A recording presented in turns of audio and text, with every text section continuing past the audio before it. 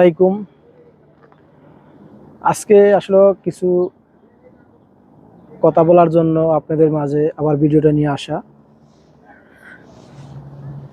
আপনারা জানেন যে ইতিমধ্যে আমাদের বিএস বাংলা টিভি ইউটিউব চ্যানেলটা আসলে আপনাদের ভালোবাসায় মনিটাইজেশন পাওয়ার যোগ্য হয়ে গেছে। যদিও মনিটাইজেশনের জন্য আবেদন করা হয়েছে, আশা করি ইনশাল্লাহ খুব দ্রুতই আমরা মনিটাইজেশন পাবো।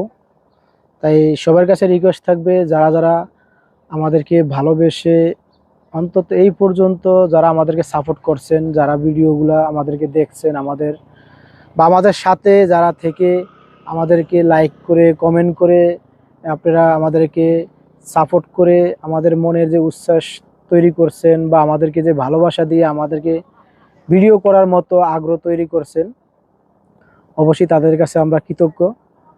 কারণ আপনাদের ভালোবাসা পেয়ে আসলে ভিডিও করা বা বলেন শর্ট যেটাই বলি বা ইউটিউব সোশ্যাল মিডিয়ায় কাজ করার জন্য যে আগ্রহটা তৈরি হয়েছে, অবশ্যই সেটা আপনাদের ভালোবাসার জন্য।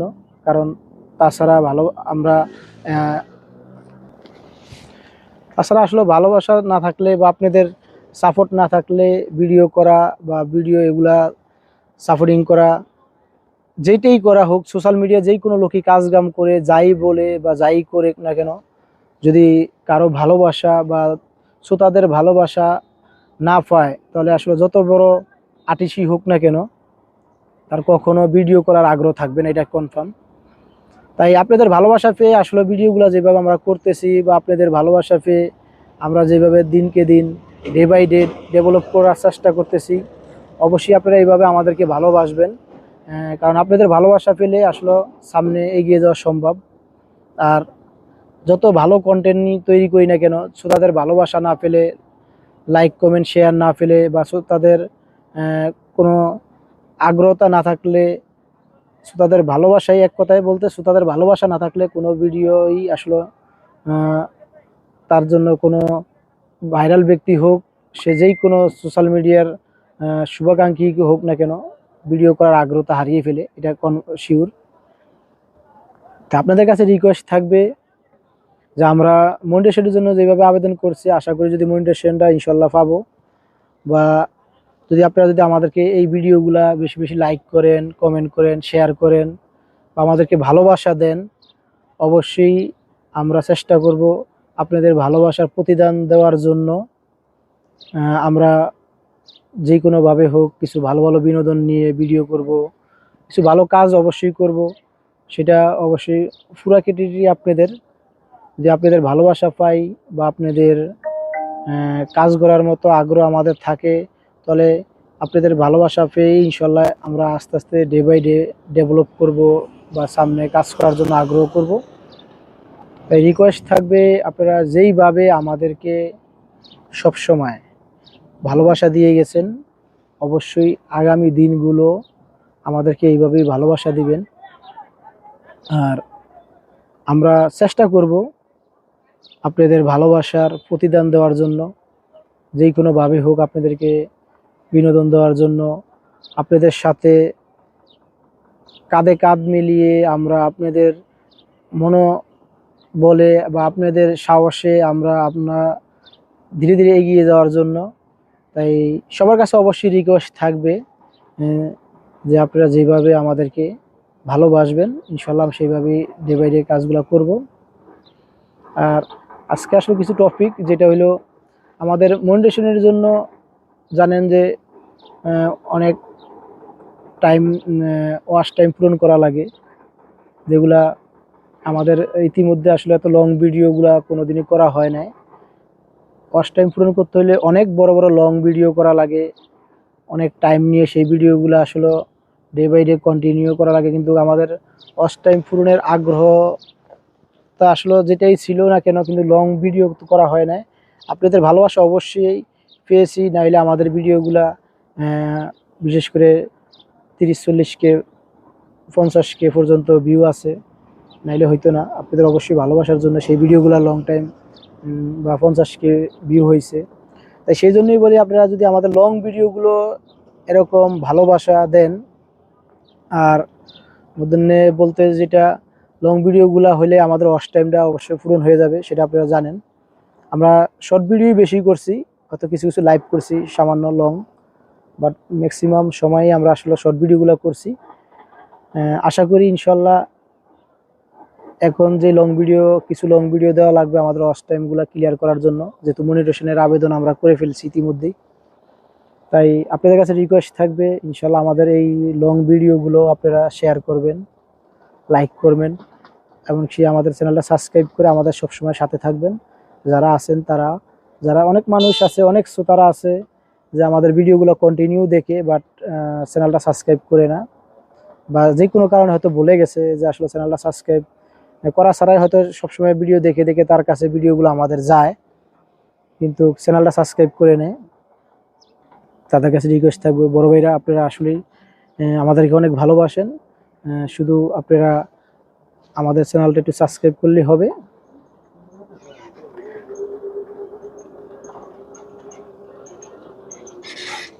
আর যারা যারা সবসময় ভিডিও দেখেন, যারা সাবস্ক্রাইব করে রাখছেন, তারা তো অবশ্যই আমাদের ভিডিওগুলা দেখেন, বা আমাদের ভিডিও দেখে দেখে যেটুকু কি হোক আমাদেরকে সাহায্য যোগান, লাইক করেন, কমেন্ট করেন, বা যে কোনো সাপোর্টই করেন, যেইভাবেই হোক না কেন। আমরা আপনাদের কাছে রিকোয়েস্ট করব আমাদের লং ভিডিওগুলো আপনারা একটু ইনশাল্লাহ শেয়ার করবেন, লাইক করবেন, কমেন্ট করবেন। আর মূল আলোচনা হইলো আসলে একটা জানেন যে সোশ্যাল মিডিয়া যারাই কাজ করুক না কেন, একটা মানুষ মোটামুটি পর্যায়ে তার ইনকামে আসার জন্য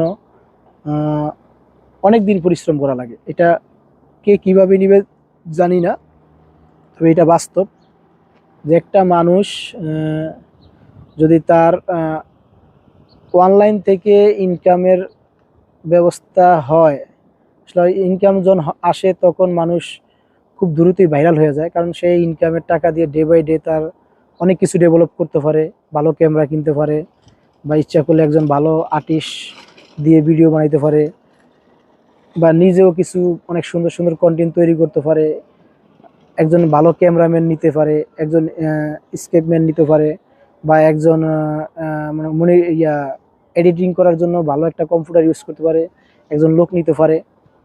সব কিছু আসলে মনিটেশন পাওয়ার পরেই অনেক মানুষ সেগুলো চেঞ্জ করতে পারে আস্তে আস্তে। কারণ একটা মানুষ মনিটেশন পাওয়া পর্যন্ত বা সোশ্যাল মিডিয়া থেকে ইনকাম করা পর্যন্ত আপনারা জানেন অনেক কিছু করা লাগে, বা অনেক টাকা পয়সা খরচ করা লাগে। ভালো মানের ক্যামেরা কিনে অনেকজনে অনেক কাজ কাম করে হয়তো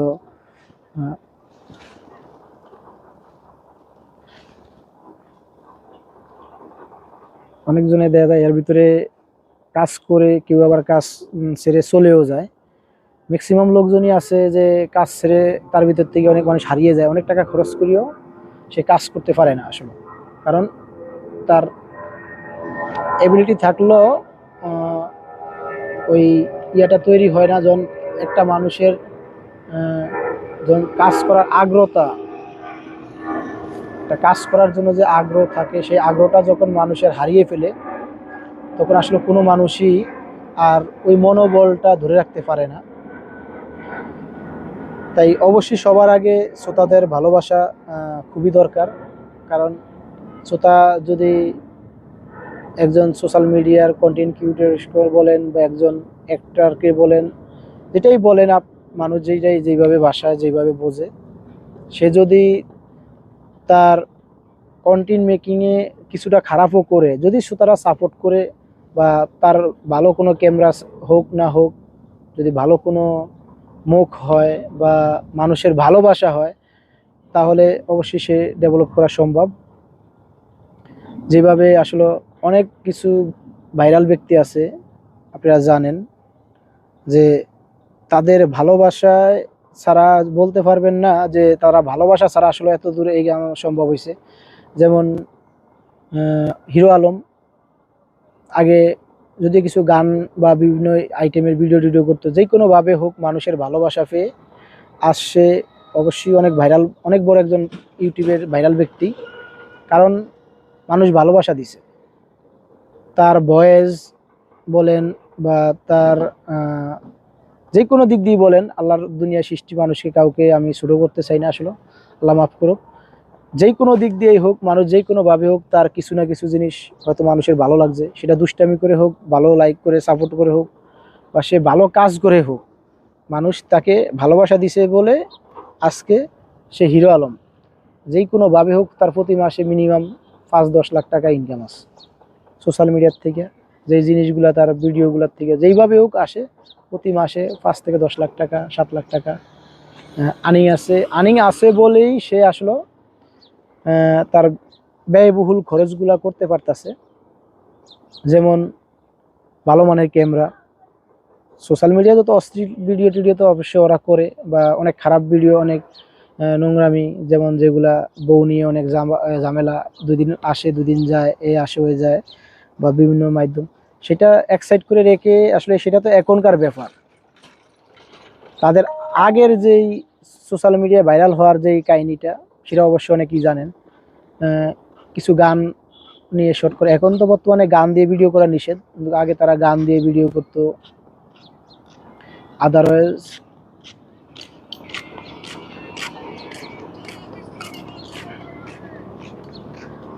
যে সমস্ত ওই এমনি যেই ভিডিওগুলো করতো, তো সব ভিডিওর মাঝখানেই আসলে কিছু না কিছু থাকতো, যেটা আসলে পাবলিক কেউ হয়তো দুষ্টামি করে ভালোবাসতো, বা কেউ হয়তো মন থেকে ভালোবাসতো আরই।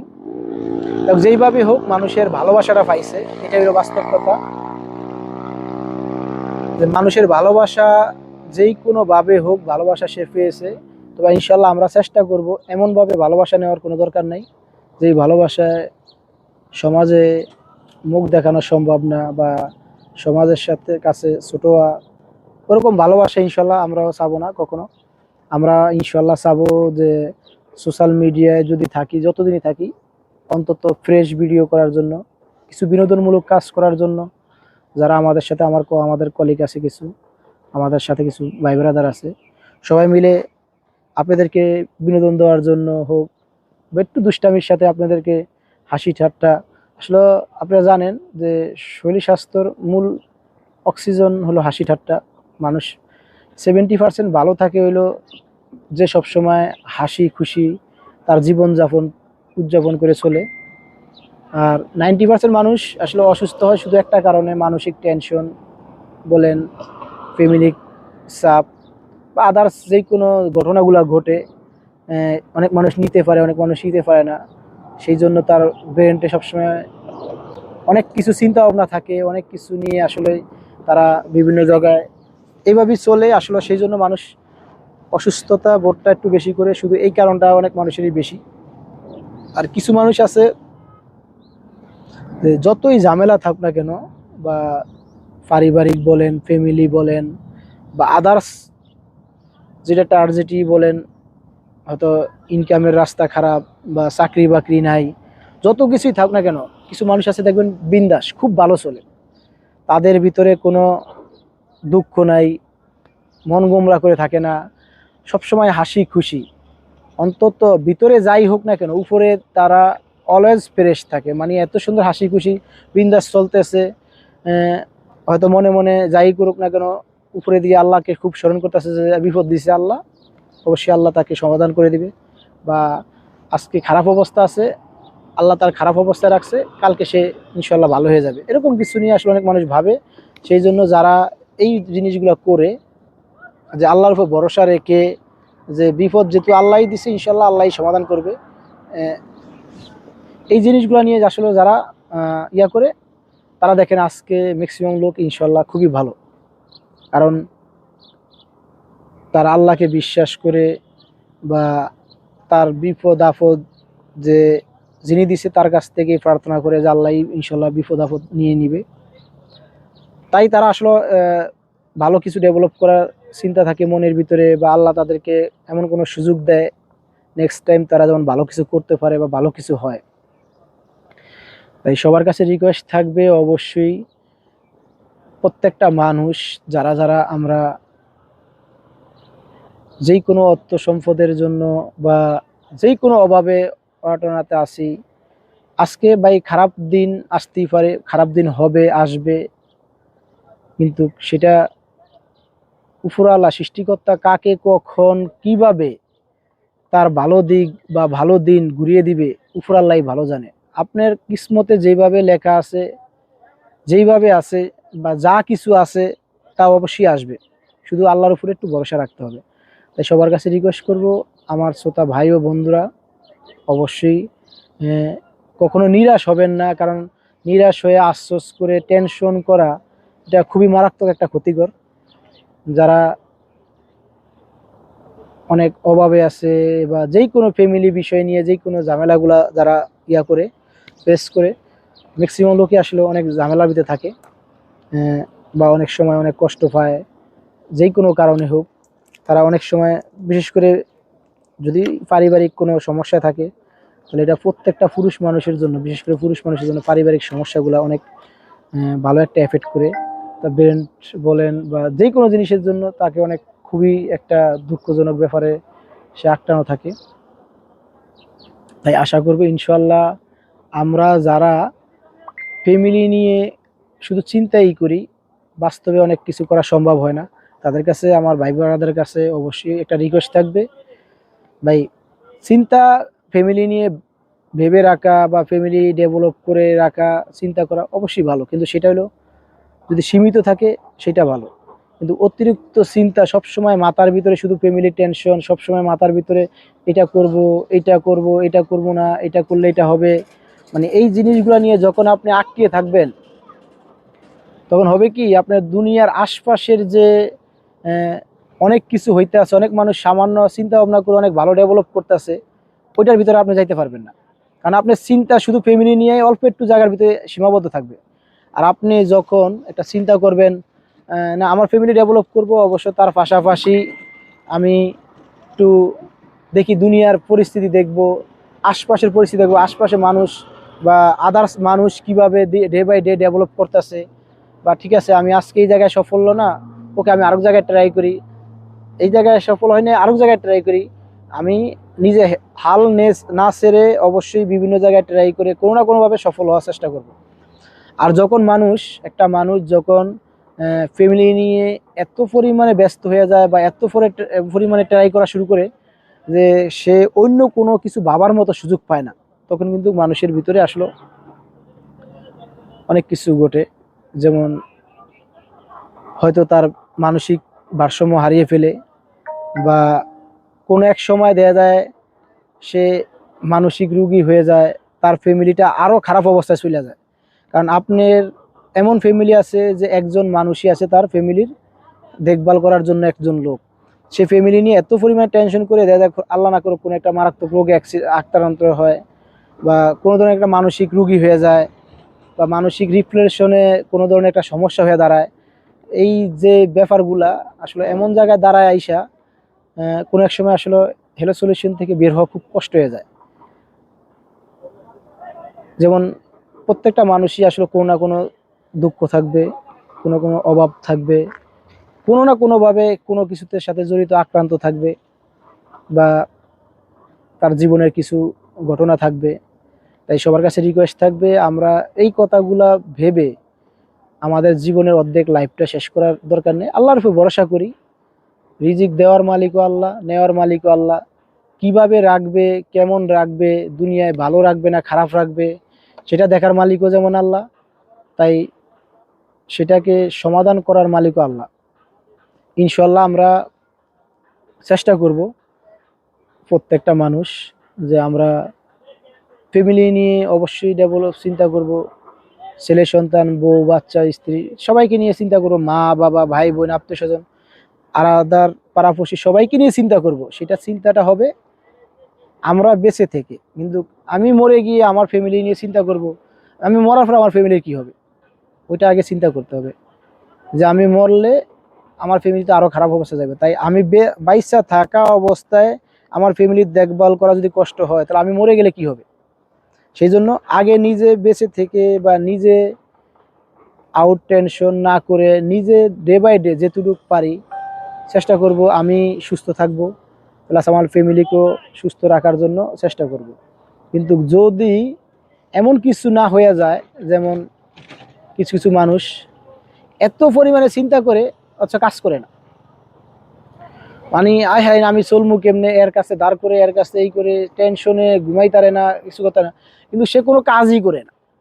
আরে ভাই, আপনি যদি কাজ না করেন বা আপনি যদি বিন্দু পরিমাণে কোনো পরিশ্রমের চিন্তা ভাবনা না করে আপনি যদি খালি আপনার ফ্যামিলি নিয়ে টেনশন, আপনার এই নিয়ে টেনশন, আপনার এই নিয়ে টেনশন, আহা, মানে এত পরিমাণে টেনশন, ওরে মানুষের সামনে সে আফসোস করতে করতে মানে কি বলবো, সে এক পর্যায়ে মানে উদাস হয়ে যায় যে আমি এখনই শেষ, আমার এই হয়েছে, আমার এই হয়েছে। কিন্তু সে ব্যক্তিগতভাবে সে কোনো কাজকর্মই করে না, খালি টেনশন, অথচ কোনো কাজ কাম করে না। তো ভাই এই টেনশনের দরকারটা কি? তাই হাসি খুশি থাকেন, মনোচিন্তা ভাবনা একটু ব্রেনটে খাটান যে ঠিক আছে, আমার সহকারীরা বা আমার আশপাশে যারা আছে, আমার পাড়া প্রতিবেশী যারা, পাড়া প্রতিবেশী যারা ভালো কিছু ডেভেলপ করে বা ভালোভাবে চলাফেরা করে, তারা কিভাবে চলতেছে বা তাদের লাইফটা কিভাবে সেটেল করছে, তাদেরকে নিয়ে একটু ভাবি, তাদেরকে দেখি, তাদেরকে ফলো করি। বা ওকে, আমার এলাকায় একজন ভালো মানুষ আছে, সে দিন বাই দিন ডেভেলপ করতেছে, কিভাবে চলতেছে, তাকে একটু ফলো করি, সে কিভাবে করতেছে। নামাজ পড়ি, 5 ওয়াক্ত আল্লাহর কাছে প্রার্থনা করি, আল্লাহ যেভাবে পারেন এভাবে আমাকে, আপনার যেভাবে লেখা আছে আমার কপালে সুখ, ওইভাবে আমাকে ইনশাল্লাহ আস্তে আস্তে দেন। ধীরে ধীরে অবশ্যই আল্লাহ আপনাকে ব্যবস্থা করবে। যদি আপনি চিন্তা করেন যে অমুকের বাড়ি আছে আমার বাড়ি নাই কেন, আপনি আজকের ভিতরে বাড়ি আল্লাহ হতে হবে, ওই চিন্তায় তো ভাই আপনি তো হইতে পারবেনই না। বরঞ্চ আপনার এই গোষ্ঠীর অন্য কেউ হইবে কিনা সেটাও কনফার্ম করতে পারবে না। কারণ আপনি যদি আপনার ফ্যামিলিকে, আপনার বংশকে কোনো ভালো লাইন না দেখিয়ে যান, তাহলে আপনার বংশগত বংশের পিছনের কেউ আর ওই লাইন পাবে না তো খুঁজে। আপনি যদি একটু লাইনের সামনে আগিয়ে যেতে পারেন, আপনার পিছনে যে আসবে, আপনার নেক্সট ছেলে হোক বা ছোট ভাইরা হোক, তারা একটু আগিয়ে যাবে, বা আপনার সন্তানটা আরও আগিয়ে যাবে। আপনি যদি খাদের কিনারে থেকে আপনার আয়ু শেষ করেন বা আপনার জিন্দগি শেষ করেন, আপনার নেক্সট জেনারেশন অবশ্যই খাদের ভিতরে পড়বে। তাই খাদের ভিতরে, আপনি খাদের কিনারে না গিয়ে আপনি খাদের থেকে উপরে আসেন। আপনার ছেলে মেয়ে বা ভাই বোন আত্মীয় স্বজন যারা আছে, তারা দিনকে দিন ডেভেলপ করে আসলে আসলে সামনে এগিয়ে যাবে। তাই সবার কাছে রিকোয়েস্ট থাকবে, ইনশাল্লাহ আমরা ফ্যামিলিগতভাবে যেই টেনশনগুলো নিয়ে অনেক মানুষ আমার পরিচিত, প্লাস আমি নিজেও অনেক ভুক্তভোগী এটার, ফ্যামিলি টেনশনগুলো যারা অতিরিক্ত করে তাদের আসলে খুবই ক্ষতি হয়।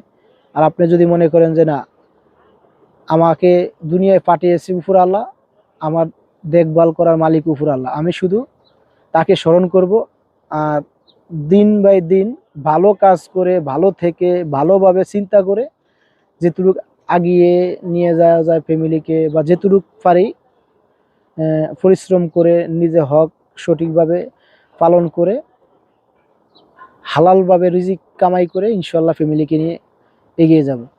তাই সবার কাছে রিকোয়েস্ট থাকবে, আমরা যারা ফ্যামিলি নিয়ে বিভিন্ন টেনশন করি বা ফ্যামিলি নিয়ে যারা কাজ কাম করি, অনেক মানুষ দেখি যে এক ফ্যামিলির 4 থেকে 5 জন সদস্য ফ্যামিলিতে, তার ভিতরে ম্যাক্সিমাম যেই কোনো চাকরি বাকরিতে জড়িত আছে, কোনো না কোনোভাবে সে ইনকাম করতেছে, তারপরও কেমন জানি ভিতরে নাই নাই নাই শব্দ, বা তাদের ইনকাম কমে গেছে নাই, বা তাদের মানে খুবই আর্থিক অভাব অবাটনা, খুবই মানে কি বলবো, মানে ওরা অন্যরকম একটা পরিবেশে থাকে সবসময়, মুখ গোমরা করে। এখন আমরা কি বলবো, আসলে বলার ভাষা নেই। আপনারা যারা আমাদেরকে সাপোর্ট করবেন, যাক ইনশাল্লাহ আশা করি আমার যারা শ্রোতা ভাই বন্ধুরা আছেন, অবশ্যই আমার মনের থেকে আসলে আবেগহীন হোক বা যে কোনোভাবে মনের থেকে কিছু কথা আপনাদের কাছে শেয়ার করলাম। যদি কারো ভালো লাগে, অবশ্যই আমি জানি হয়তো বেকারত্ব জীবনের 90% ছেলেদেরই এটা মনের ভাষ্য বলছি। কারণ আমরাও যখন কাজ কামহীন হয়ে যাই বা বেকারত্বর মতো হয়ে যাই, ব্যবসা বাণিজ্যের অবস্থা খারাপ হয়ে যায়, তখন আসলে অনেক চিন্তা, এত চিন্তা ভাবনা করে ফ্যামিলি নিয়ে বেঁচে থাকা অনেক টাফ হয়ে যায়, বা ফ্যামিলিকে আগিয়ে রাখা অনেক টাফ।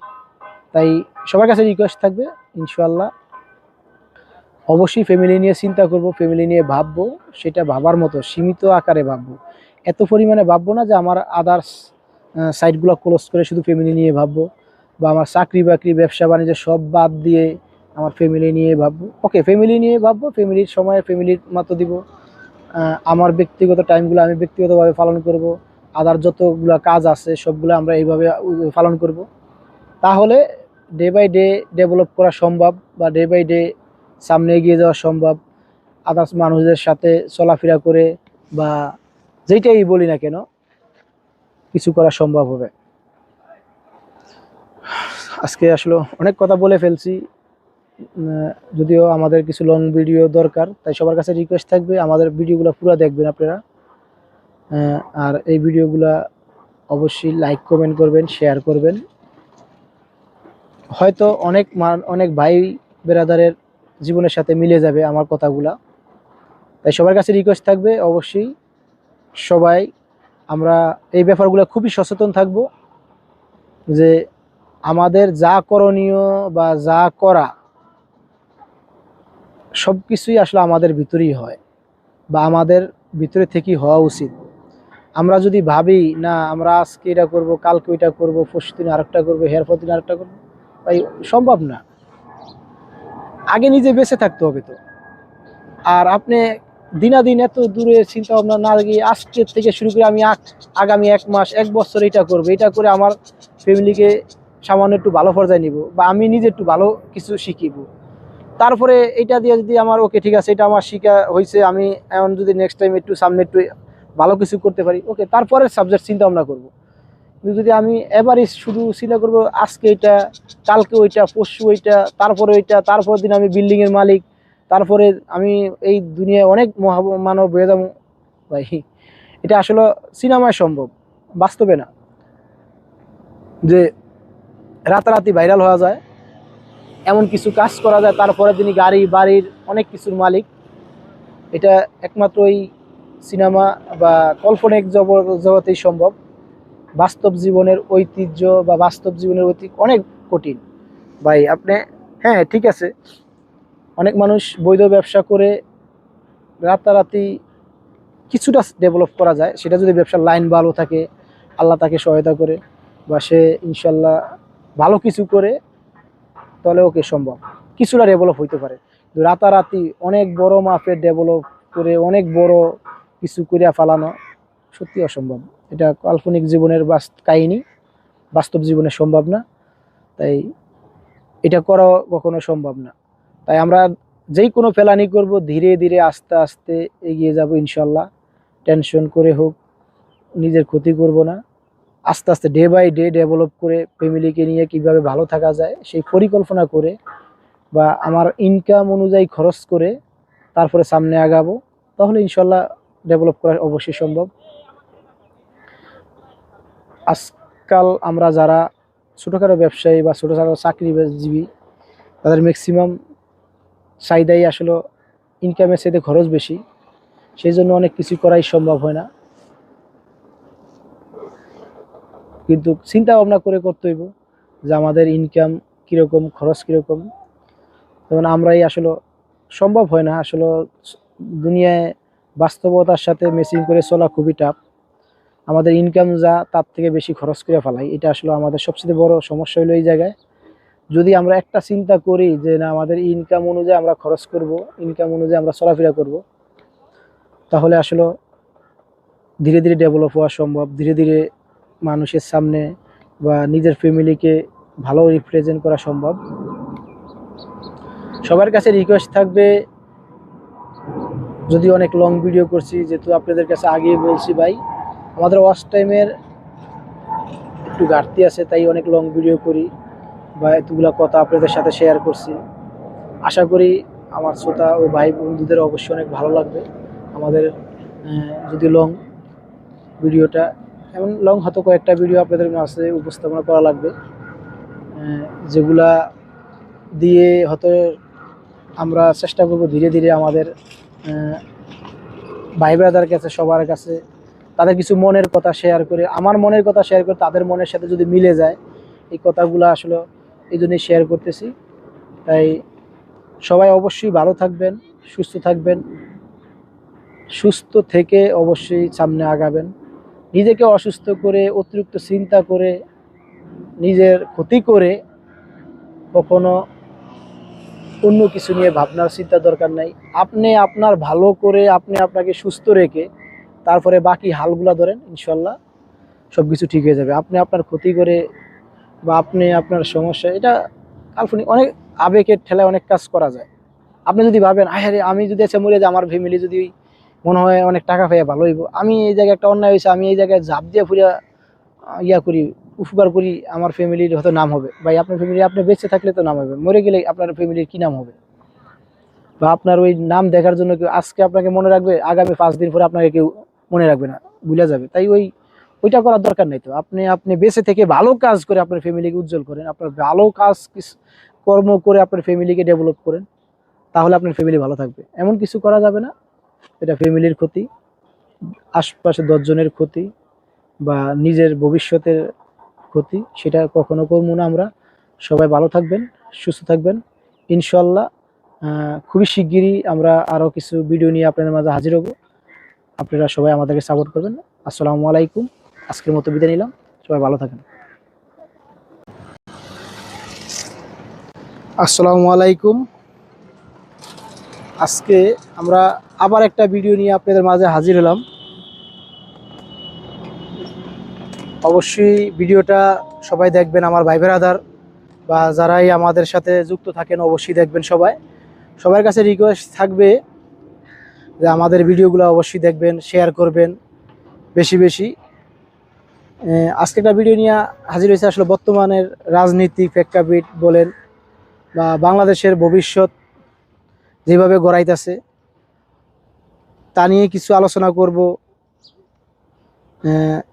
আমি জানি হয়তো অনেকজনে ভালো ভাববেন, অনেকজনে খারাপ ভাববেন, অনেকজন অনেক ধরনের কথাই বলবেন, বা আমার এই ভিডিওর কমেন্টে হয়তো অনেকজন আমাকে গাইলমন্দ করবেন।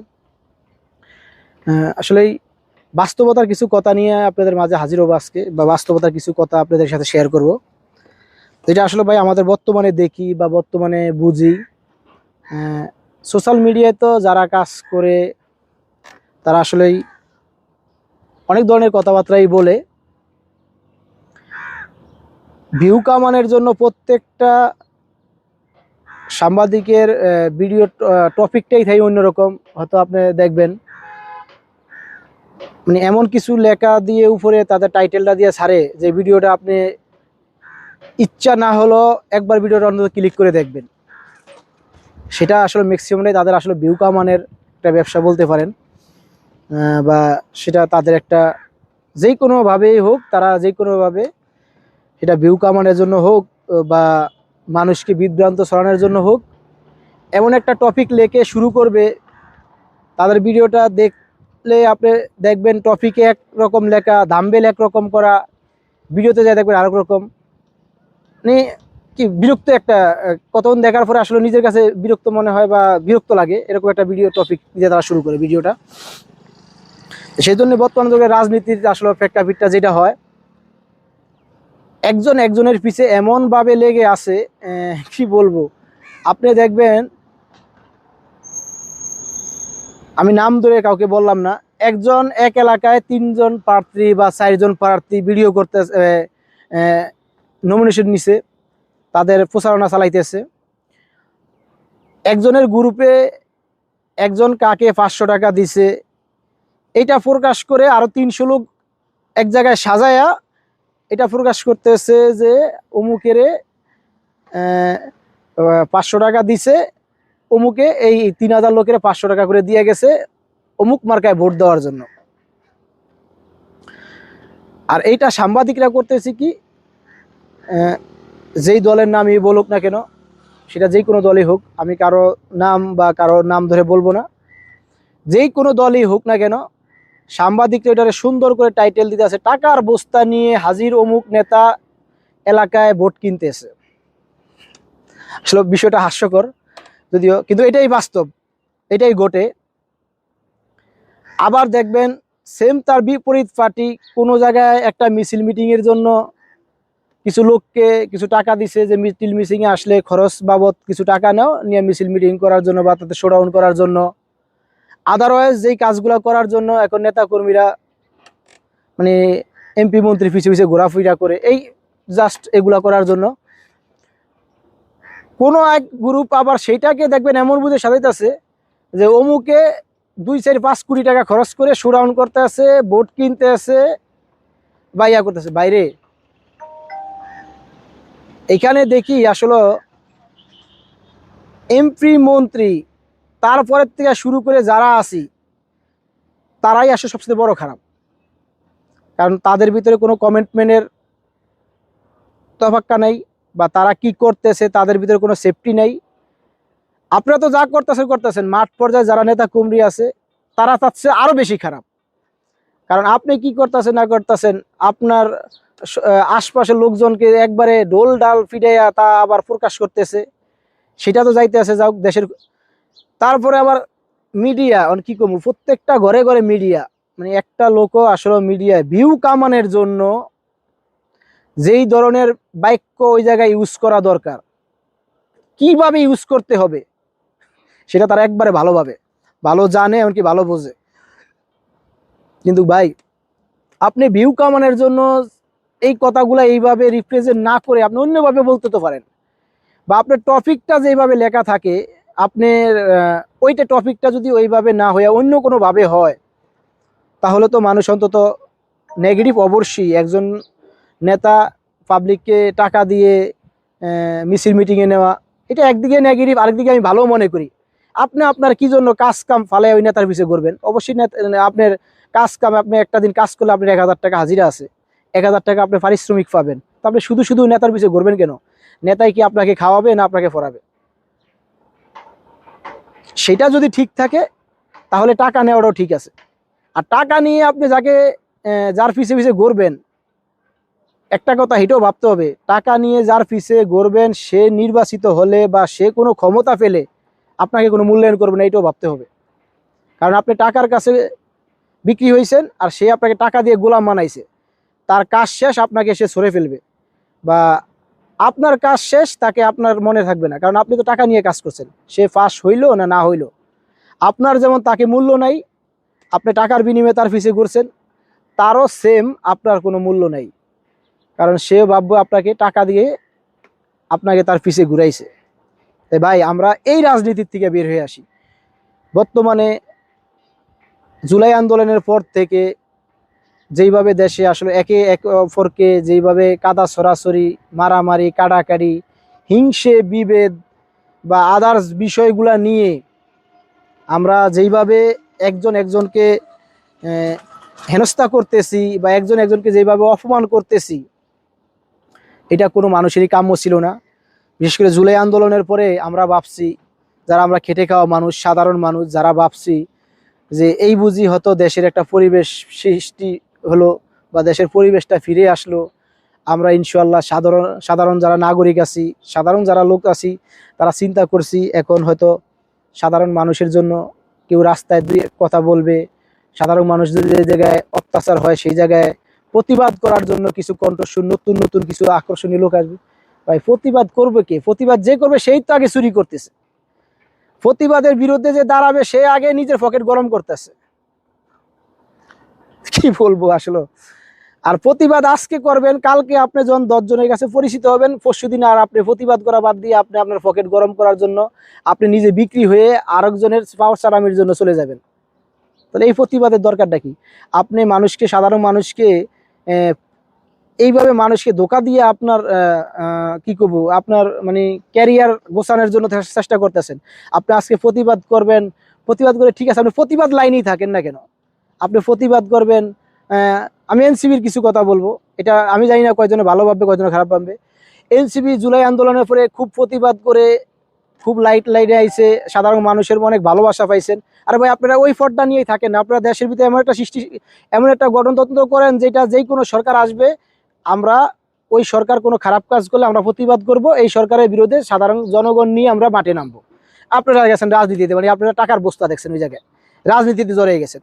আপনারা দেখছেন এই রাজনৈতিক পাওয়ার, বাড়ি গাড়ির অর্থ সম্পদ খুব দ্রুত ইনকাম করা যায়, টাকা পয়সা আইনা আমার প্রভাবশালী আত্মীয় স্বজন সবাই প্রভাবশালী মানান যায়। আপনারা গেছেন কেন রাজনীতিতে? ভাই সবারই পেট নীতি বাদ দিয়া, রাজনীতি বাদ দিয়া যদি আপনি আপনার লাইনে থাকতেন, জুলাই আন্দোলনের পরে যারা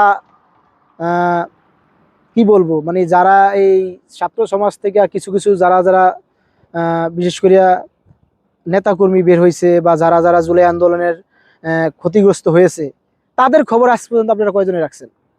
একমাত্র দুই একজন হাতে গোনা আছে যে অন্তত কিছুটা সময় হলো যারা ক্ষতিগ্রস্ত হয়েছে, জুলাই আন্দোলনে যাদের বাপ মা শহীদ হয়েছে, যারা স্টুডেন্টগুলো শহীদ হয়েছে, তাদের খোঁজ খবর বা দুই একটা মুখ দিয়ে কথা বলে। আর 90% একটাই তো মানে জুলাই আন্দোলনে কয়জন শহীদ হয়েছে, কয়জন মারা গেছে, কেটা গুলি খেয়ে আছে, কার হাত পাও নাই, এটাই জানে না। অথচ তারা এক একজনে দাবি করতেছে জুলাইয়ের সময় আমরা ওই করছি, এই করছি, আমরা এই কোটার বিরোধে আন্দোলন করছি। কোটার বিরোধে আমার এই 2-3 দিন আগে আমি একটা ভিডিও দেখছিলাম, আমি জানি না ছেলেটা সংসদ ভবনের সামনেই মনে সম্ভবত ভিডিও করছিল। সে দুইটা প্রশ্ন করছিল যে কোটার থেকে যদি, কোটার জন্য যদি ছাত্র আন্দোলন করে, কোটা আন্দোলনের জন্য যদি ছাত্র আন্দোলন করিয়া এই এত কিছু সরকার পতন বা আদার্স এত কিছু করতে পারে বা এত কিছু হয়, তাহলে আজকে যে সমস্ত সুযোগগুলা পাইতেছে বিভিন্ন নেতাকর্মীরা বা এই এনসিপির কিছু লোকজন, তাহলে তারা কোন কোটায় পাইতেছে? বা কিছু কিছু জায়গায় তারা নির্দলীয়ভাবে নির্বাচিত হইতেছে, সেটা কোন কোটার থেকে হইতেছে? তার কথাগুলো রাইট ছিল যে যদি যেই কোটার জন্য যদি জুলাই 1971 সালের যুদ্ধের কোটার জন্য মুক্তিযোদ্ধাদের নাতি পুতি আত্মীয় স্বজন যদি কোটা বাতিল হয়, অবশ্যই রাইট কথা। তারা যেই সময় মুক্তিযোদ্ধা তাদের এককালীন খেয়ে গেছে বা দুইকালীন তাদের জন্ম হয়েছে, অবশ্যই সেটা একটা গ্যারান্টিড কথা যে তাদের নাতি পুতি এই তামাকি তো শেষ, ওকে, তারপরে তো আর লাগে না। তাদের ছেলে মেয়ে খাইছে, তাদের নাতিরা খাইছে, ওকে ফাইন। তারপরে যদি তার আজীবন তার গোষ্ঠীর সব লতা লঙ্গুর ছড়াইতে ছড়াইতে যদি সারা দেশের সবাই হেরাই খায়, তাহলে বাকি সাধারণ মানুষ করবো নাকি? তারা তো বাংলাদেশে বসবাস করে বা পৃথিবীতে বসবাস করে। এখন সেম কাহিনী যদি জুলাই আন্দোলনকারীর যারা কোটাতে ছিল বা যারা আন্দোলন করছে কোটার বিরুদ্ধে, তাদের যদি জুলাই আন্দোলনের এই গণ উত্থানের অবস্থা নিয়ে তাদের নাতি পুতি তাদের ভাই বেরাদার বিভিন্ন কোটাতে চাকরি বাকরি পায় বা বিভিন্ন জায়গায় মন্ত্রী লেভেল বা এমপিদের কাছে বিভিন্ন সুপারিশ পায়, তাহলে ভাই আপনারা তো কোটা আন্দোলন করছে, এই কোটাই ধরে রাখছেন, মানে আপনাদের আত্মীয় স্বজনরা এই কোটাই ব্যবহার করতেছে। তাই কিছু কথা আসলে মাথায় নিলে রাজনীতিক প্রেক্ষাপট এটা যদিও খারাপ যে আমরা রাজনীতির সাথে জড়িত না, রাজনীতি করি না, বা আমি রাজনীতি করার কে, আমি বলার কে? ভাই আমি তো দেশের নাগরিক।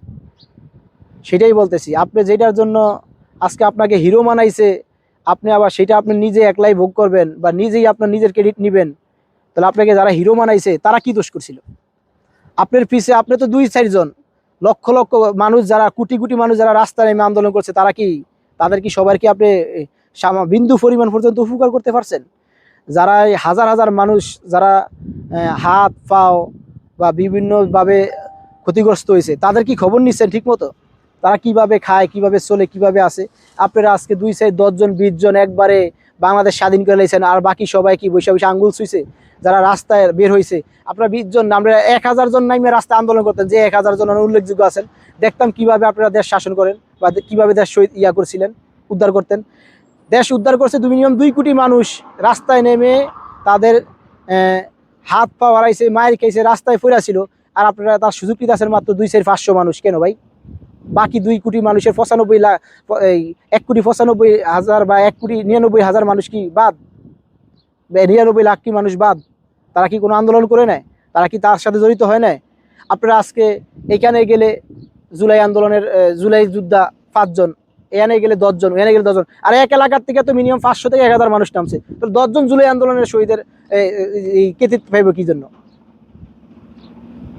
আসলে কি বলবো, কথাগুলা বলতে গেলে ভিতর থেকে রাগ উঠতে আসে, বা কিছু কথা আসলে শুনলো আপনারা ঠিক আছে, যারা লাইট ফর্মে ছিলেন বা যারা সামনে থেকে নেতৃত্ব দিচ্ছেন, ওকে ফাইন, তারা ভালো কিছু করেন, কিন্তু তারাও তো এমন দেখতেছি বিভিন্ন জায়গায় রাজনীতিতে জড়িত হইয়া আজকে আপনার দল ক্ষমতায় গেলে ভালো, যদি না যায় কালকে আপনি আবার আরেকজনের পিছনে লাগবেন। তার মানে কি, আপনি আর আপনার লিগেল কথাতে থাকবেন না, আপনি দেশে চিন্তা করবেন না, তখন আপনি বিরোধী দল হিসেবে রাজনীতি চিন্তা করবেন। আপনি যদি রাজনীতিতে না যাইতেন, আপনারা যদি সবসময় ভালো প্ল্যাটফর্মে থাকতেন বা ভালো জায়গায় থাকতেন, তাহলে হয়তো আমাদের এই সমস্ত কথাগুলো বলা লাগতো না। যদিও এখন নির্বাচনের সময় খুব ঘনিয়ে আসছে, এগুলা বলাটা কতটুকু যুক্তিকর আমি ঠিক মনে করি না, কিন্তু মনের আক্ষেপ দূর করার জন্য বা মনের থেকে যেগুলো আসে এগুলা প্রকাশ করার জন্যই তো জুলাই আন্দোলন বা স্বাধীন বাংলাদেশ। তাই স্বাধীন বাংলাদেশ হিসাবে আমি আমার মনের ব্যাখ্যা যেভাবে দিতে পারবো, আরেকজনের মতো ব্যাখ্যা দিবে। আপনিও হয়তো আপনার মতো ব্যাখ্যা দিতে পারবেন যে আমি এই করছি সেই জন্য আমি এই জাতীয় রাজনীতি করতেছি, আমি এই করছি আমি এই জন্য তো জুলাই আন্দোলনের শহীদের আমার ভাই, আমি দূরাদূরি করছি, আমি পারাবাড়ি গেছি, বা শহীদ আমার কেউ হয় না, কিন্তু আমি আন্দোলনে জড়িত ছিলাম, এই জন্য আমি এই জায়গার সুযোগ সুবিধা ভোগ করতেছি। তাহলে সবাই সুযোগ সুবিধা ভোগ করতে থাকেন, আর দেশ গোল্লায় যাও, দেশ যে জায়গায় মনে হচ্ছে এই জায়গায় যাও। আর আমরা যারা খেটে খাওয়া মানুষ, কাজ কাম করতেছি, আমাদেরকে নিয়ে ভাবার আপনাদের কাছে সময় নাই। কারণ আপনাদের মতো দিনকাল আগাইতেছেন, যারা রাজনীতি করে তাদের মতো তারা দিনকাল চালাইতেছে। যারা রাজনীতির বাইরে আছে, বড় বড় ব্যবসায়ী আছে, তাদের ব্যবসা নিয়ে ব্যস্ত। যারা মোটামুটি পরিবার, মৃদ্ধ পরিবার, যারা ছোটখাটো ব্যবসা বাণিজ্য করতে চলতেছে, তারাও চিন্তা করতেছে যোগ্য মূল্যের দাম দিন দিন বেড়ে আকাশ চুঙ্গা হোক, তাতে কইছে আমরা তো ব্যবসা করতেছি, আমরা তো একটা লেভেলে চলবো, 1 টাকা বাড়লে আমরা 1 টাকা বাড়াবো, 2 টাকা বাড়াবো, আমরা চলতেছি দিব্যি। কিন্তু বাইরে খেটে খাওয়া মানুষ যারা কাজ করে, যারা গার্মেন্টস শ্রমিক, তাদেরকে একবার খবর নিয়ে দেখছেন যে তারা কিভাবে চলে, কিভাবে খায়, কিভাবে পড়ে, তাদের কয় টাকা বেতন, কিভাবে তাদের কামাইটা দিয়ে ফ্যামিলি নিয়ে চলে, কিভাবে চলতেছে, সেটা ভাবার সময় নেই। আপনারা আছেন, আপনাদের ব্যস্ততা, আপনাদের পরিবেশ, আপনাদের শৃঙ্খলা, আপনাদের টাকা পয়সার দরকার, আপনারা এক একজন এক এক রকম নেতা কর্মী, ওই এই মানে অমুক তমুক, কি বলবো, আপনারা কাদেরকে দিয়ে এই জায়গায় আসছেন তাদেরকে যদি ভুলা যান, আপনারা আজকে জনগণের পাশে থাকতেন। আপনারা কি জন্য নির্বাচনে গেছেন? আপনারা এমন একটা দল গঠন করেন, এমন একটা গঠনের মতো করেন যে আপনাদের এই জায়গায় একটা থাকবে কি, যে আমরা যেই কোনো সরকার আসুক, এমন একটা আইন পাস করতেন আজকে, যে যেই কোনো সরকার আসুক, যদি সরকার দেশের পরিবেশ নষ্ট করে, দেশের ভাবমূর্তি নষ্ট করে, এই সরকারের জন্য সাধারণ মানুষ না খেয়ে মরে, সাধারণ মানুষ অভাবে থাকে, বা সাধারণ মানুষের কামাই রুজির রাস্তা বন্ধ, গার্মেন্টস শ্রমিক, বিভিন্ন যারা শ্রমিক আছে তাদের চাকরি বাকরিতে সমস্যা, আমরা ওই সরকারের বিরোধী আন্দোলন গড়ে তুলবো, এমন একটা কমিটি করে আপনারা সারা বাংলাদেশে এমন কমিটি গঠন করে রাখতেন। আপনারা রাজনীতিতে জড়াইছেন, আপনারা রাজনীতিতে জড়াইবেন, আবার আগামীতে আপনাদের যারা সমস্যা হবে, আপনারা যারা এই লুট্টা খাওয়া শুরু করবেন, তাদের বিরুদ্ধে আবার আরো গ্রুপ দাঁড়ায় আবার আবার এই রাজনীতিতে যাইব। মানে যারা একটু প্রতিবাদ শুরু করবো তারাই রাজনীতিতে যাইব। মানে আপনারা কি সিরিয়াল দেখাই গেলেন, যে এই সিরিয়ালটা দেখে গেলাম আমরা, আগামীতে দেশ এইভাবেই দিন বাই দিন ডেভেলপ হবে। মানে রাজনীতিতে লোক ঢুকবে, কিন্তু ভালো লোক না, সব নোংরা লোক ঢুকবে। মানে ঢুকবো আমরা এক টপিক নিয়ে, পরবর্তী টপিক হবে আমাদের রাজনীতি টপিকে আমরা ঢুকে যাবো। মানে আমরা সোশ্যাল মিডিয়ায় বা প্ল্যাটফর্মে একটু মুখ আমাদের চিনা জানা হবে, তখন আমরা রাজনীতিতে ঢুকে যাবো। যদি এইসব চিন্তা করে ঢোকেন, তাহলে ভাই এই তো আমাকে স্থগিত রাখেন, আর মানুষকে শুধু শুধু হয়রানি করেন না। আপনারা এই সমস্ত হয়রানি করিয়ে শুধু শুধু মানুষের ক্ষতি করার দরকার নাই। আপনারা অনেক করছেন দেশের জন্য, সবাই অনেক করছেন, এইবার আল্লাহর হস্তে দেশকে ভালো করার জন্য কিছু করেন। যদি আপনারাও আবার ওই আগের মতো শুরু করেন, আগের মতো খাওয়া খাই শুরু করেন, আগের মতো চিন্তা ভাবনা শুরু করেন, তাহলে সাধারণ মানুষ যেই স্বপ্নটা দেখেছে বা যেই আস্থা আপনাদের উপরে রাখছে, সেটা আসলে মানুষের উপর অনেক অত্যাচার হবে, অন্যায় হবে। তাই প্লিজ ভাই, আপনারা একটু হইলেও ভালো চিন্তা ভাবনা করেন। আমি জানি না যেহেতু আমি ছোট একটা ইউজার, আমার এই ভিডিওটা কতজনের কাছে পৌঁছাবে বা কয়জন লোক দেখবে, কি হবে না হবে, এটা আমি আসলে জানি না। তবে আমার মনের যে ক্ষোভটা, যেই জায়গায় আমি কি বলবো, আমি রাস্তায় দাঁড়িয়ে ভিডিও করা আমার কাছে লজ্জা লাগে, কিন্তু আজকে এই কথাগুলো আমি অনেকক্ষণ ধরে খুব জোর গলায় বলতেছি, রাস্তার মাঝখানে দাঁড়িয়ে, দেখতে পারছেন। মানে মনের থেকে আসলে সাহসটা বাইরেছে, যে বর্তমানে যুগটা হইতাছে কি বা কি হইতাছে। আজকে আমরা যদি রাজনীতিতে না যাইয়া যদি সাধারণ মানুষের কাতারে দাঁড়ায় এই যে দেশে যা হইতাছে এই অন্যায়ের প্রতিবাদগুলো করতেন, তাহলে আপনাদেরকে বাহবা দিত মানুষ, আর আপনাদের পাশে মানুষ দাঁড়াইতো। যে আপনারা রাজনীতি চলে গেছেন, রাজনীতিতে যারা চলে যায় তাদের কথা শোনার মতো মানুষ এখন এত বোধাই নাই ভাই। মানুষ এত বোধাই না, মানুষ এখন বোঝে, ভালো মন্দ বোঝে, ভালো মন্দ জানে। রাজনীতির বাইরে যদি কেউ যদি আও করে আল লগে আরো 10 জনের আটান দেয় বা আর সাথে 2 জন আরো যুক্ত হয়, আর রাজনীতিতে হারা মানুষ আপনি ঘুরবেন, রাজনীতি যারা করে তাদের মাধ্যমে এক, সাধারণ মানুষের পাশ থেকে যারা হিরো হয় তাদের মাধ্যমে এক, বা এলাকার ভিতরে যারা ময়মুরব্বী থাকে তাদের মাধ্যমে এক। রাজনীতির মাধ্যম আর যদি সারা পৃথিবীর মাধ্যমে এক হইতো, তাহলে মানুষ রাজনীতি বা রাজনীতির মাধ্যমে হয়তো যদি সেই রাজনীতিটা দেশ পরিচালনা অনুযায়ী বা আমাদের দেশের কালচার অনুযায়ী বা মুসলিম কান্ট্রি হিসাবে আমাদের দেশ যেইভাবে রিপ্রেজেন্ট করা উচিত সেইভাবে সব কিছু মিলিয়ে যদি পরিপূর্ণ হইতো তাহলে ঠিক ছিল। আজকে জামাত বলেন, বিএনপি বলেন, এই খেলাফত মজলিস, হাত পাকা বলতে জাতীয় যতগুলা দল আছে বাংলাদেশে, প্রত্যেকটা দলই মুখে হইলো মুসলিম, অন্তর হইলো তার যার যার ব্যক্তিগত মানে ব্যক্তিগত ব্যাপারটা। মুখে এক একজনে প্রকাশ করে আমরা ইসলামিক দল, বিএনপি বলে আমরা ওই বাংলাদেশের ওই হেই আমরা এই দল, হাত পাকা বলবো আমরা ইসলামিক দল, এ বলবে আরে সবাই ইসলামিক দল। কয়জনে দাঁড়ায় রাস্তার ভিতরে সাধারণ জনগণের যারা না খেয়েছে তাদের খবর রাখছেন, বা কত মানুষ আছে। তাহলে এত মানুষ তো আপনারা এত টাকা পয়সা দিয়ে দিয়ে খরচা করতে পারেন, এত ইয়া করতে পারেন, রাস্তায় এত মানুষ ভাই না খেয়ে মরে কেন?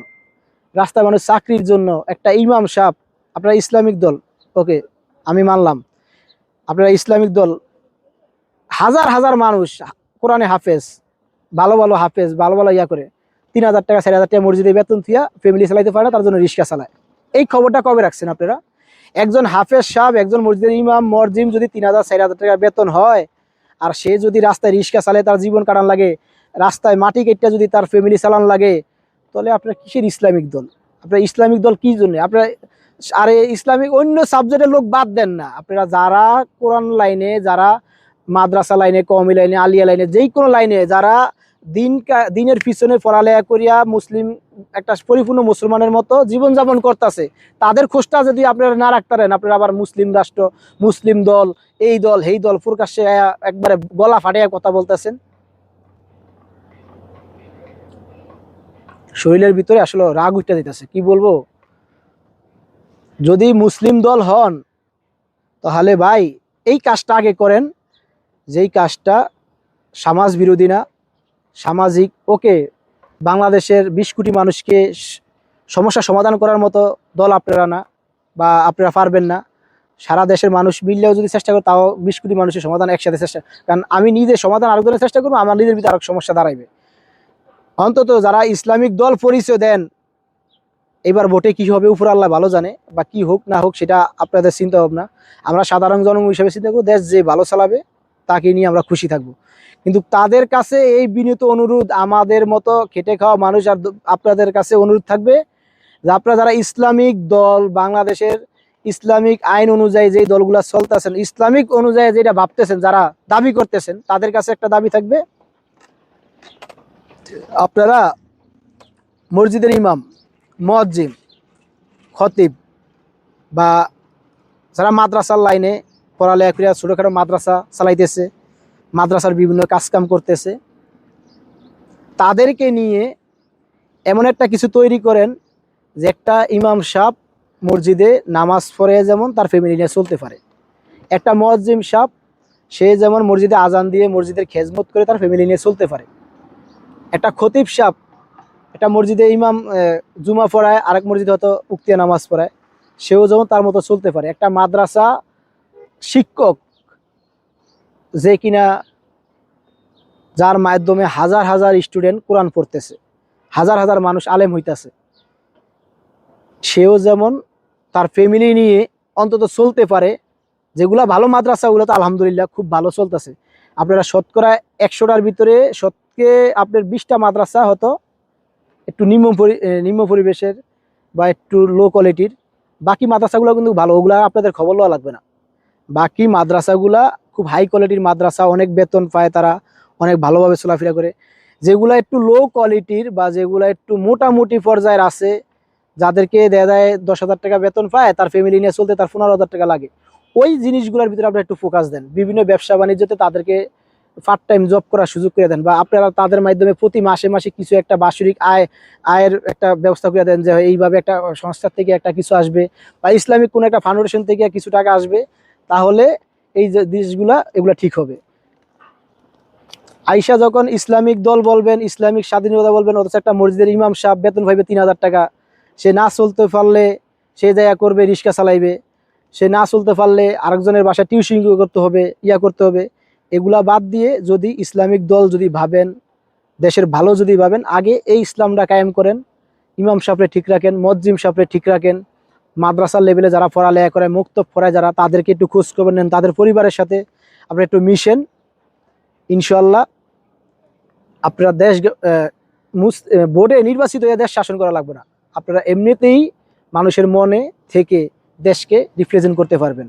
নির্বাচিত সরকার হয়ে আপনারা সংসদে যা শাসন কথা বলা লাগবে না, আপনাদের কথা শোনার জন্য পাবলিক মাঠে বসে আপনাদের কথা শুনবে, সংসদে না। সংসদে কি বলবেন তার থেকে বেশি মানুষ এই জায়গার থেকে ফোকাস দিবে। আপনারা যেই জায়গায় মসজিদে একজন ইমাম সাহেব দাঁড়িয়ে যখন কথা বলবে যে হ্যাঁ আমরা ইসলামিক দলের সাথে জড়িত, ইসলামিক দল আমাদেরকে এইটা করে, ইসলামিক দল ইসলামের পথগুলো এইভাবে ক্লিয়ার করে, ইসলামিক মানুষ শরীয়ত মোতাবেক যারা চলাফেরা করে তাদেরকে এইভাবে চালাইতেছে, তাদেরকে এইভাবে চালিয়ে নিতেছে।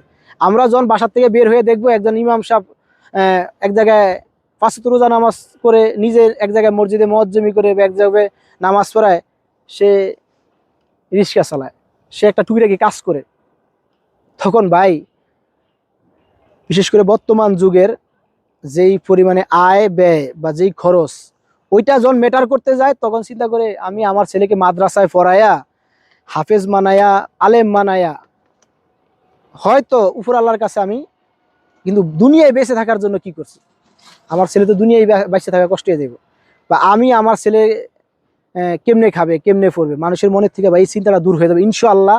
আপনারা শুধু এই ব্যাপারটা মাথায় নেন যে হ্যাঁ আমরা ইসলামিক দল, আমরা প্রত্যেকটা ইমাম, মরজিম, খতিব বা প্রত্যেকটা লোকের সাথে ভালো ব্যবহার করবো, প্রত্যেকটা লোকের চলার মতো। A to Z সব সমস্যা সমাধান করতে পারবেন না, মানুষের যত দিবেন তত সমস্যা থাকবে, চাহিদার কোনো শেষ নেই বিন্দু পরিমাণ। ঢাকা শহরের ভিতরে যারা আছে তাদেরও আশা করি মোটামুটি একটা ইনকামের রাস্তা আছে, একটা মসজিদের বেতন মিনিমাম 15 থেকে 20 হাজার টাকা, তারা বিভিন্ন ফেসিলিটি পায়। যারা গ্রাম অঞ্চলে এমন এমন খতিব, আমার এমন এমন মসজিদ, এমন এমন ইমাম সাহেব আছে যারা 5 থেকে 6 হাজার টাকা, 8 হাজার টাকা বেতন পায়। তার ফ্যামিলি নিয়ে আসলে কি করব, আমরা সপ্তাহে 8 হাজার টাকার বাজার করে ফেলাই, আর তার ফ্যামিলি নিয়ে যদি সারা মাস যদি 8 হাজার টাকার বাজার দিয়ে চলা লাগে, তাহলে আসলে চিন্তা করেন সে খাইবে না ছেলে মেয়ে পড়াইবো না কিভাবে, মানে মাথায় কাজ করতেছে না যে আমাদের দেশের রাজনীতিবিদ যারা আছে বা যারা বিভিন্ন জায়গায় বড় বড় উচ্চ পর্যায়ে যারা আছে, তাদের মাথায় কি এটা চিন্তা ভাবনা আসে না?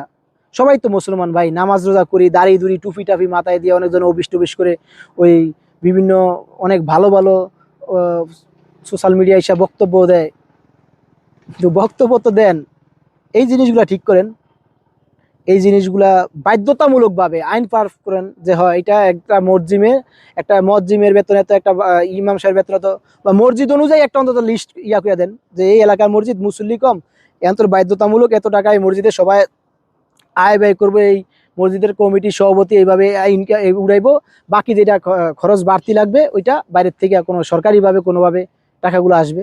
আপনি হাজার হাজার নেতা কর্মী, হাজার হাজার প্রশাসন, হাজার হাজার দেশের আইন শৃঙ্খলা বিভিন্ন মাধ্যমে বিভিন্ন জায়গায় টাকা পয়সা খরচ করতেছেন ভাই। আইন শৃঙ্খলা যদি দেশের পরিবেশ রক্ষা করে, দেশের দেশের পরিবেশ রক্ষাকারী সবচেয়ে বড় জায়গা হলো মসজিদ আর মাদ্রাসা, কারণ তারাও মানুষকে একটা মানুষ নামাজ যায়, নামাজ পড়বে, তো তার ভিতরে অন্যরকম একটা চিন্তা আসবে, সে ভালোভাবে চলবে, একজন অন্যায় দেখলে ডাক দিবে, অন্যায় দেখলে প্রতিবাদ করবে, প্রতিবাদ না করলে অন্যায়কে অন্তত প্রশ্রয় দিবে না, তে অন্যায়কে ক্লিয়ার করবে। তাই এই ব্যাপারগুলা আমরা সবাই যেহেতু এড়িয়ে যাব ইনশাল্লাহ। আর আগামীতে অবশ্যই যারা যারা এইসব ব্যাপার নিয়ে ভাববে তাদেরকে আমরা অবশ্যই সাপোর্ট করব, আর এই কথাগুলো যারা বাস্তবায়ন করবে অবশ্যই তাদেরকে আমরা সাপোর্ট করব। তাই সবার কাছে রিকোয়েস্ট থাকবে আমরা এই জিনিসগুলো অন্তত একটা কিছু করি। তাই বাংলাদেশে যদি 10,000 মসজিদও হয়, আমি জানি না এক্স্যাক্টলি কত, 10 থেকে 15, 20,000, 50,000 মসজিদও যদি হয়, 50,000 যদি প্রত্যেকটা মসজিদে তো মানে শহরের মসজিদগুলোর তো আয় ব্যয়ের একটা জায়গা আছে, তাদের অনেক সময় নিচে মার্কেট থাকে, দোকানপাট থাকে, বা ইনকাম করার মতো বড় বড় মাদ্রাসার সাথে যারা জড়িত আছে, ওই মসজিদগুলো বাদ দিয়ে যদি 10,000 মসজিদ মানে গ্রাম অঞ্চল মিলিয়ে দিলে 20,000 মসজিদ যদি থাকে, যে মসজিদগুলোর আয় সীমিত, মসজিদ ইমাম সাহেবরা চালাইতে পারে না, এরকম একটা লিস্ট করে আপনারা যেহেতু যারা নেতাকর্মী আছেন বা প্রত্যেকটা জেলায় জেলায় তাদের নেতাকর্মী থাকে, প্রত্যেকটা জেলায় জেলায় আইন প্রশাসনের লোক আছে, এই লিস্টগুলা ধরে ধরে দেখে দেখে যদি আপনারা প্রত্যেকটা মসজিদে মাসিক একটা অনুদান দেন, যে এই মসজিদে মাসিক আমি 20,000 টাকা করে, ওই মসজিদে 10,000 টাকা, এরকম 5,000, 10,000, 20,000, এমন 10,000 মসজিদে আমি প্রতি মাসে 30 লাখ টাকা, 50 লাখ টাকা, 1 কোটি টাকা বা 10 কোটি টাকা, আমার প্রতি মাসে 10 কোটি টাকা সরকারি ফান্ডের থেকে, এক 1-2 কোটি টাকা প্রতি মাসে সরকারি ফান্ডের থেকে বিভিন্ন মসজিদগুলায় অনুদান যাবে, মাদ্রাসাগুলো অনুদান যাবে, যে মাদ্রাসার শিক্ষকগুলা, যে মসজিদের ইমাম সাহেব, খতিব সাহেব 5,000 টাকা বেতন পায়, তার 2,000, 3,000 টাকা বেতন বাড়িয়ে দেওয়া হোক, 10,000 টাকা বেতন পায়, তার 3,000 টাকা বাড়িয়ে দেয়, এরকম করে করে যে একটা কোনো সিস্টেম করা যায়। সিস্টেম তো সবাই করতেছে, প্রত্যেকটা নেতা কর্মী, প্রত্যেকটা এমপি মন্ত্রী সবাই সিস্টেম করতেছে, এই করতেছে এই করতেছে, এই সিস্টেমটা আগে চালু করেন প্লিজ। এই সিস্টেমটা আপনারা চালু করলে ইনশাআল্লাহ আমরা অন্তত আইন প্রশাসনে 90% কাজ কমে যাব। কারণ মসজিদ থেকে ইমাম সাহেবের মন থেকে মানে নিঃশ্বাসের থেকে কষ্ট না বের হয়ে সুন্দর কিছু কথা বের হবে, সুন্দর কিছু আলোচনা বের হবে।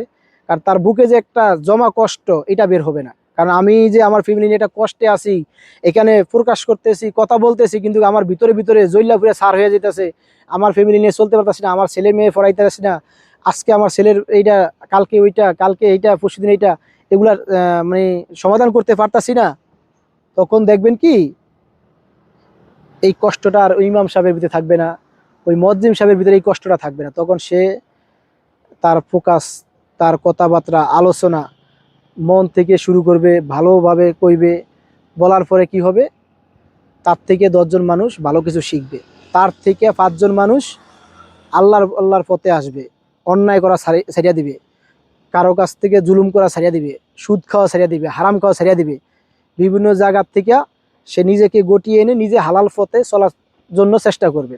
আর যখন প্রত্যেকটা মানুষের ভিতরে, প্রত্যেকটা মানুষ কি, আপনি এক এলাকায় একটা থানার ভিতরে যদি 50টা মসজিদ হয়, একটা থানার ভিতরে 50টা মসজিদ, 50টা মসজিদে যদি মানুষকে ভালো না করতে, আর একটা থানা দিয়ে আপনি কিছুই করতে পারবেন না। কারণ ওই এলাকায় 50টা মসজিদে সব মানুষ যায়, আপনার পুলিশ প্রত্যেকটা মানুষের পিছনে যায় বোঝানো সম্ভব না, ভালোভাবে চলার জন্য কওয়া সম্ভব না। একটা মসজিদের ইমাম সাহেব অন্তত সপ্তাহে একদিন হলেও সব মুসল্লি পায়, মাসে একদিন হলেও A to Z সব মানুষের ভিতরে কিছু মানুষ আসে। তাই ওই হুজুরে যেইভাবে বুঝে 10 জন মানুষকে মানুষ করতে পারবো, বা 100 মানুষের কাছে দাওয়াত পৌঁছাইতে পারবো, ইমাম সাহেব যেইভাবে পৌঁছাইতে পারবো, কোনো থানার থেকে, প্রত্যেকটা থানার থেকে এইভাবে এলাকার মানুষকে ভালোভাবে কিছু বলা বা ভালোভাবে ভালো পথে আনার জন্য, ভালো চলার জন্য কোনোভাবে সম্ভব না। সবার কাছে রিকোয়েস্ট থাকবে, আমরা আশা করি ইনশাল্লাহ, যদি অনেক লং টাইম কথাগুলো বলে ফেলছি, আসলে মনের সাফা কষ্টগুলো আসলে প্রকাশ করছি। জীবনে হয়তো আমরা জন্মের পর থেকে এই যে রাজনীতিক প্রেক্ষাপটগুলো দেখে আসছি বা এখনো দেখতেছি, জন্মের পর থেকে হয়তো 2টা বিরোধী বড় দল দেখছি, 3টা বড় দল দেখছি, দিন বাই দিন অনেক দল আসতেছে, অনেক দলের নাম মনে হয় কোনো এমপি মন্ত্রী জিজ্ঞেস করলো বাংলাদেশে যে কটা দল আছে সবগুলো দলের নাম বলতে পারবে না। এখন কোনো মন্ত্রীকে আমি 100% শিওর, কোনো মন্ত্রীরও যদি জিজ্ঞেস করা হয় যে বাংলাদেশের রাজনীতির দল এখন কয়টা, এমনকি নাম কি কি, আমার মনে হয় নির্বাচন কমিশনারও লিস্ট না দেখে নাম বলতে পারবো না। দিন দিন তো রাজনীতির দল বাড়তেছে, দলের কোনো অভাব নেই। আমার এলাকায় রাজনীতির দল, নেতা, এমপি, এরা কোন সময় কয়জন দাঁড়ায়, কয়জনের এমপি প্রার্থী হয়েছে, কয়জনের তারপরে সিরিয়াল আছে, বা ওই কাউন্সিলর পদ, মেম্বার, চেয়ারম্যান, এই হেই আবি যাবি, এই পদগুলো আমি নিজেই তো জানি না। তাহলে আমার এলাকার খবরটা যদি আমি নিজে না রাখতে পারি, ভাই এলাকার খবরটা শুধু একমাত্র সম্ভব ওই মসজিদগুলো আপনি ঠিক করেন, এগুলা ঠিক করেন। দিন দিন রাজনীতি দল বাড়ে লাভ নাই, জুকারের সংখ্যা আস্তে আস্তে বাড়তে থাকবো, সংসদে ভালো মানুষ যাইতে পারবো না, জানে জুকার যায় ঘুরে যাবো। ভালো মানুষকে নেওয়ার চেষ্টা করেন, যে রাজনীতি বোঝে, যে ব্যবসায়িক, যে টাকা পয়সা আছে, সে সংসদে যাও, কারণ তার খাওয়ার চাহিদা কমে যাবে। আর যদি আমার মতো অশিক্ষিত, আমার মতো ক্ষুধা পেটে রাইখা যদি আমি সংসদে যাই, তো আগে আমার ফ্যামিলি ক্ষুধা মিটামু, আমার ক্ষুধা মিটামু, আত্মীয় স্বজনের ক্ষুধা মিটামু, হেয়ার পরে বাইসে থাকলে সাধারণ জনগণের চিন্তা করবো। এগুলা বাদ দিয়া যার ভাই আছে, যে রাজনীতি বোঝে, যে 10 জন লোকের সাথে চলতে পারে, সমাজ নিয়ে কথাবার্তা বলতে পারে, ওরকম লোককে সংসদে যাওয়ার চেষ্টা দেন, বা সংসদে যাও, আমরা সবাই সাপোর্ট করব। দিন দিন রাজনীতি দল না বাড়ায়া রাজনীতি দল কমে দেই, 1টা 2টা 3টা 5টা রাজনৈতিক দল থাক, যে 5টার ভিতরে চয়েস করা সম্ভব হবে। কিন্তু 1000 দলের ভিতরে, এই 100 দলের ভিতরে চয়েস করা যায় না। তাকে কোন কারে ভোট দিম সেটা ওই তারপরে মাঝখানে 2-1টা দলের ভিতরেই ঘোরাঘুরি হয়। হাতে গোনা যদি 5টা বা 10টা দল থাকতো, আজকে 10টা দলের ভিতরে আপনি 10 জনের পথ দেখতে পারতেন, 10 জনের ভালো মন্দ দেখতে পারতেন। কিন্তু 100 জন হয়ে যাবে, 100 জনের কি আপনি তাকানোর সুযোগও পাইবেন না, দেখার সুযোগও পাইবেন না। সেই জন্য বলতেছি, ইনশাল্লাহ আমরা যেহেতু মুসলিম রাষ্ট্রে বসবাস করি, সবাই চেষ্টা করবেন, শুধু নামে মুসলিম, আমরা মুসলিম দল, আমরা মুসলমান দল, আমরা ইসলামিক দল, আমরা এই দল এই দল, এগুলা বাদ দিয়ে মুসলমান রাষ্ট্র কিভাবে ভালো চলবো, কিভাবে সবাই ভালো চলবো, খেটে খাওয়া মানুষ কিভাবে 2 বেলা খেতে পারবে, 3 বেলা খেতে পারবে, তার ছেলে মেয়েদেরকে মানুষ করতে পারবে, যারা গার্মেন্টস কর্মী, যারা বিভিন্ন পোশাক কারখানা, বিভিন্ন জায়গায় শ্রমিক আছেন, তারা কিভাবে ভালো চলতে পারবে, তারা কিভাবে কয় টাকা বেতন ফেলে তার ফ্যামিলি নিয়ে চলে তার ছেলে সন্তানদেরকে মানুষ করতে পারবে, পড়ালেখা করাইতে পারবে, এই চিন্তাগুলো আনি। ওই বেনার লাগে ঘোরার চাইতে আগে নিজেরা ডেভেলপ হই, নিজেরা তাদের এলাকাগুলো গোছাই। প্রত্যেকটা জায়গায় প্রত্যেকটা দলীয় নেতাকর্মী আছে, তাদেরকে আমরা বলি যে তোমার এই এলাকাটা কি কি সমস্যা, তুমি এটা সমাধান করবা। প্রয়োজনে কোনো ব্যবসা দেওয়া লাগলে ব্যবসা দিয়ে 10, 15, 20 জন 50 জনের চাকরি দিয়ে দাও, তাও ভালো, চাকরি ইনকাম দিয়ে কিছু কিছু জায়গায় করতে পারো। ব্যবসায়ী আপনারা তো দল বড় বড় একটা দল করতে পারেন, তাহলে প্রত্যেকটা এমপি বা প্রত্যেকটা জেলায় জেলায় তো বিভিন্ন জায়গায় দিয়া অনেক বড় বড় কল কারখানা ইন্ডাস্ট্রি দিয়া আপনারা মানুষের সুযোগ সুবিধা দিতে পারেন, সেটা তো করেন না। যার যার মতো তেতে ধান্দা আছে, যার যার মতো তেতে দেশ চালাইতে আছেন, যার যার মতো তেতে লুটটা বুটটা খাওয়ার ধান্দা আছেন, খালি নামের টাক লাগে ঘুরতেছেন। ভাই, সাধারণ মানুষ নিয়ে চিন্তা করেন, আল্লাহ কোনো না কোনোভাবে ইনশাল্লাহ আপনাদের মুখ উজ্জ্বল করবে একদিন। আর যেই কোনো দলই যান, যেই কোনো দলই ক্ষমতায় আসেন না কেন, এমন কিছু করবেন না যে আবার আপনাদেরকে টাইন না হিসড়াইয়া দল থেকে ওই ওই উপরের থেকে আবার নিচে নামে নেওয়া লাগে।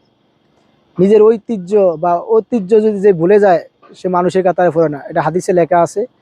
আমি নিজে গাছে উঠতে যদি ভুলে যাই যে আমি সিঁড়ি দিয়ে উঠছি, নিশ্চয় সিঁড়ি ছাড়া আমার লাভ দিয়ে উঠতে দেওয়া লাগছে, মই ছাড়াই উঠতে পারছি, তাহলে কিন্তু মই না থাকলে কিন্তু আবার সে নিশ্চয় পড়া লাগবে, পুরো মাজার আড্ডিও ভাঙতে পারে।